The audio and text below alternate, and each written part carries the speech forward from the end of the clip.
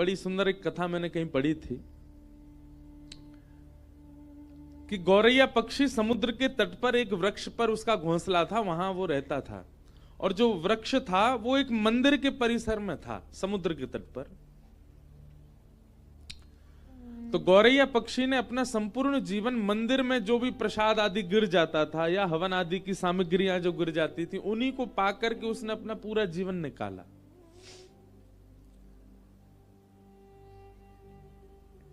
कुछ समय बाद उसके छोटे छोटे अंडे हुए घोंसले में।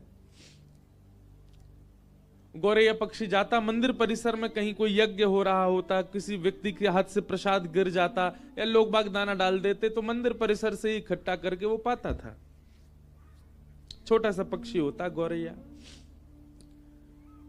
एक दिन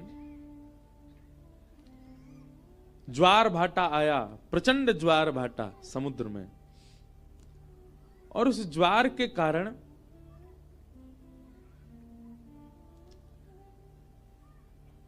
घोंसला जो वृक्ष के ऊपर था वहां तक लहरें आ गई समुद्र की, और वो घोंसला लेकर के समुद्र भीतर चला गया। गौरैया पक्षी जब लौट करके आई तो उसने देखा कि मेरा घोंसला तो चला गया। समुद्र के तट पर जाकर के समुद्र नारायण भगवान से हाथ जोड़ के प्रार्थना करने लगी।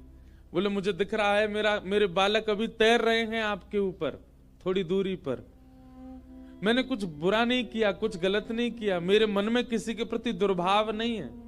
हे समुद्र नारायण भगवान, आप साक्षात भगवान के स्वरूप हो, मेरी प्रार्थना स्वीकार कीजिए, मेरे घोंसले वापस लौटा दीजिए। मेरे बालक निर्दोष हैं, अभी उन्होंने जन्म भी नहीं लिया।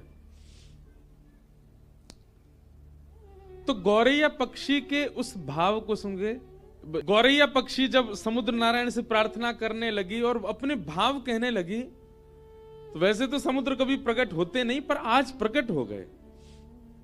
और प्रकट होकर के समुद्र नारायण बोले हंसते हुए, गौरैया पक्षी, तुम मुझसे प्रार्थना तो ऐसे कर रही हो जैसे तुम्हारा कोई अस्तित्व है दुनिया में। तो गौरैया बोली, मतलब? बोले, जितने जीव पृथ्वी पर रहते हैं ना, उससे कई लाख गुना ज्यादा जीव मेरे अंदर रहते हैं। इस प्रचंड ब्रह्मांड में कोई तुम्हारी आवाज सुन भी रहा है? तुम्हारा कोई अस्तित्व है जो तुम प्रार्थना कर रही हो मुझसे? तो गौरैया पक्षी बोली, कहीं ना कहीं मेरे प्राण हैं और मैं जीवित हूं, इसका मतलब मेरा अस्तित्व है, मैं कह सकती हूं आपसे।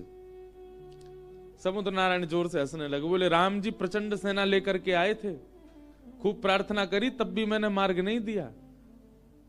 गौरैया बोली, तो अंत तो गत्वा क्या किया ये भी पूरी दुनिया को पता है।